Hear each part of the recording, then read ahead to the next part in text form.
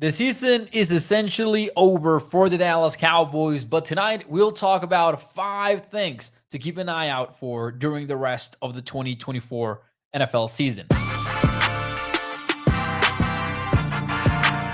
What is up, everyone, and welcome into A to Z Sports Dallas Primetime. I am your host, Mauricio Rodriguez, streaming with you live every Sunday and Thursday night at 8 p.m. Central, and catching up with you Mondays, Tuesdays, and Wednesdays with quick-hitting videos such as this one. Unfortunately, the Cowboys are 5-8, and that feels like the season. Even at 5-7, say they would have improved to 6-7, it felt like the longest of shots for the Cowboys to make the postseason. But after losing to the Bengals on Monday Night Football 27-10 in heartbreaking fashion with that blocked and muffed punt, things look to be over. Because the best possible record for the Cowboys right now would be to go 9-8. There are 3 teams in the NFC wildcard picture that are sitting at 8 wins. The Seahawks are at 8 wins as division leaders. You've got the NFC West with 3 teams that are at least 9-win teams. So it feels like it's over, obviously. And it's felt like that for a long time. But Monday, I think when you look at Micah Parsons' reaction, that's when the hope completely shattered, even for the team, right? Because as fans, maybe in a way we can be more cold to it because we were looking at the standings and we were like, yeah, they're never going to do it. We're looking at the projection models like ESPN's and the Athletics and DVOAs, and we're looking at that 0.5% chance to make the postseason, and we're like, nah, it's never going to happen. But then that play happens on Monday night, and you see Micah so upset, and it feels like they really thought they could go ahead and make a run for it. They really thought they could win every game, and now it's like there's just no room to make it to the playoff. It's a matter of when and not if they're eliminated. But the Cowboys will keep trying to win on ball games. And I wanted to talk about, well, if the season is over, why, as fans, should you keep watching? And I thought we could have that conversation. And I got 5 bullet points here that I think are pretty valid. And honestly, reasons to be excited about the Cowboys and reasons to be excited about the future. Now, I'm not going to sit here and sell you a playoff dream, a Super Bowl dream in 2025. I'm not going to tell you that it doesn't suck to have lost the Marvin Overshown because he would have headlined this list if he was healthy, of course. But now we're undergoing this situation where, okay, we're finding for some stuff to be excited about. And number 1 on my list, and by the way, I'll ask you for yours. Number 1 on my list, though, is Rico Dowdle. I think that's an obvious one. And I think it's such an interesting one because he might completely alter whatever the Cowboys had in mind in the offseason. And he will have a huge impact on whatever the Cowboys want to do once free agency comes around and once the NFL draft comes around. Because Rico Dowdle has proven to you that he can be a starting running back. He can be your lead back. Maybe you can tell me that he cannot be a 3-down type player with 25 to 30 carries per game on a weekly basis, and I might agree with that because I think there are not a lot of those running backs around in the NFL. But let me tell you something about Rico Dowdle, man. He's averaged 110 rushing yards per game over the last 3 games at an average of 5.6 yards per attempt in those 3 games. But his performance stands out even going back to week 9, which is when Dak Prescott suffered his season-ending injury versus the Falcons. Since then, Rico Dowdle ranks 2nd in the NFL in rushing yards at 485. He's only behind Saquon Barkley in that stat since week 9. Obviously, Barkley is ahead by a few hundred yards, which is just insane to think about. There is such a large gap between first and second place. Rico Dowdle is also 3rd in yards per carry over the last 6 weeks, which is just crazy to think about. And he's proven that, hey, if you're giving me the rock more often, I'm gonna pay you dividends. And I think that was the biggest question mark about Rico Dowdle going into 2024. I think we all knew what he could do, but we had only seen it in such limited doses. We didn't know what it was going to look like if they increased his workload like they have in 2024. Well, now we know. And we know that even at 160 carries on the year, he had under 90 in his career high before that. He's not hurt, which means perhaps we had exaggerated the whole idea about, oh, Rico Dowdle getting the rock more means inevitably that he will be hurt. I don't think that is the case based on what we've seen, which is exciting, man. Sorry, I had to get that sip of coffee right in between comments there. But then there's this, man. Then there's this. Going into the offseason, if you're thinking about Ashton Ginty from Boise State in the top 15, would you rather pick an offensive lineman or would you rather, you know, swing for, the fence and go for Ashton Ginty, even if it means maybe, potentially, not needing him because you already have a guy like Rico Dowdle who you could complement with a day 2, day 3 kind of guy. Now, let's not get it twisted here. Ashton Ginty would be better. Ashton Ginty would be a massive upgrade at running back because sometimes I see people discuss this on Twitter, on social media, and I think everyone is having a different conversation. No one would say Ashton Ginty would be worse than Rico Dowdle, but it's about optimizing resources, and maybe it would be so much tougher to find an impact maker at offensive tackle, for example, later in the NFL draft compared to with that top 15 pick. But anyways, Rico Dowdle, number 1 on the list for me on storylines to follow the rest of the year, and perhaps the biggest reason why we should keep watching how this season plays out. Number 2 is on a similar note, but I'm going to go with the offensive linemen, the youngsters like Cooper Beebe, Brock Hoffman, and TJ Voss. Obviously, you should include Tyler Guyton on that list, but at this stage, I'm not even sure he's going to be starting. That's one of the things that I'm very intrigued by after he was essentially benched by Chuma Edoga. I understand Guyton was banged up, and maybe that was the biggest reason why Edoga was starting. But still, you get the sense that throughout the 2024 NFL season, Guyton hasn't been treated with this unquestionable starter approach, right? He's been rotated with the Sim Richards. He was sat down for Richards when he was not at 100%, instead of allowing him to play at under 100%. And then that happened again in week 14 versus the Bengals. That has to matter. That has to mean something. But I'm looking at Cooper Beebe, who, by the way, did not practice today, and he will likely miss Sunday versus the Carolina Panthers. And that's just speculation on my end, but it's a 6-day week because you played on Monday. It's going to be a tight window for Cooper Beebe to return in time for the game. But Cooper Beebe has been great as a rookie. I'm talking about a 3rd rounder who has some of the best numbers in the NFL as far as pass protection goes.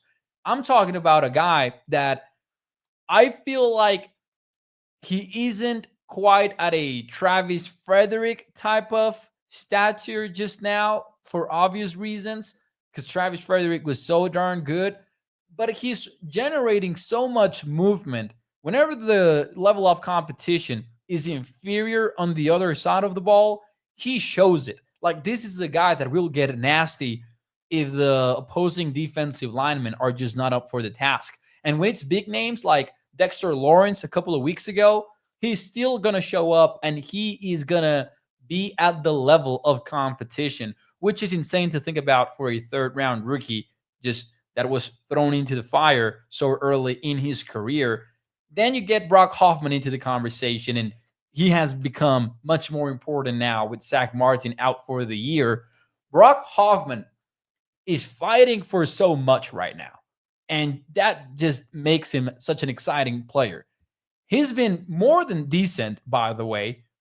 And not only that, he was asked to move to center mid-game on Monday night versus the Bengals. The Cowboys' offensive line did not bat an eye, right? Because that moment, Brock Hoffman was still doing his thing. He's still looking like that nasty demeanor lineman that is going to set the tone physicality-wise, play in and play out. And this is a guy, and not to sound like Chris Collins' word, but here's a guy fighting for a starting role in the 2025 Cowboys lineup. I think there are few players on the Cowboys roster that are fighting for as much as Brock Hoffman is, and that's exciting. Now, Hoffman moves to center mid-game. In goes TJ Voss at right guard. Immediately upon entering the game, TJ Voss makes an impact play. It was a run play. He pulls to the right. You get him and Hunter Lipke leading the way for Rico Dowdle, and you just see the block coming in with force, coming in with the right technique. He gets to his landmark, makes movement at the point of attack. You get Hunter Lipke doing his thing as well at the fullback position, and Rico Dowdle just springs for the big gain. And that level of consistency from the Cowboys offensive line while dealing with an absent center, a right guard moving to another position, and the third string guard basically coming in, man, that was just an example of how the Cowboys might already have their long-term solutions as far as the interior offensive line goes on the roster, and they might be already waiting for their shot. Now, tackle might have become an interesting conversation as well, but these are the guys that I had in mind when I wrote them down as one of my bullet points for today. Number 3 on the list for me, and these might be a couple of names that we have talked about, but maybe not as much as the previous ones, but give me both Marshawn Nyland and Chauncey Golston on this list. And the reason why is we've seen flashes from both, and obviously with Nyland, it's been much less being a rookie and having been injured earlier in the year. But the Cowboys, they might be in a very tough spot at defensive end in 2025. And I want to see these guys play some free football, right? I could add Carl Lawson to the list, but I won't, just because I think with Carl Lawson, what you have is like this 1-year rental that is going to give you some depth, but that you're not really betting on for the future. Chauncey Golston, though, is still a young player. And not only that, if I'm not mistaken, yeah, he is headed to free agency after this season. So this is someone who is also playing for another deal and trying to become like that solidified number 3 defensive end with some defensive end 2 upside as well. So give me Nyland and Golston. Those are 2 of the players that I'm going to be zeroing in on over the next few weeks. Who knows if DeMarcus Lawrence is going to come back at this point or not with the way that the season is going. Might even be a decision that he has to make because he's going to hit free agency next year. So there's some pros to returning. There's some cons, absolutely.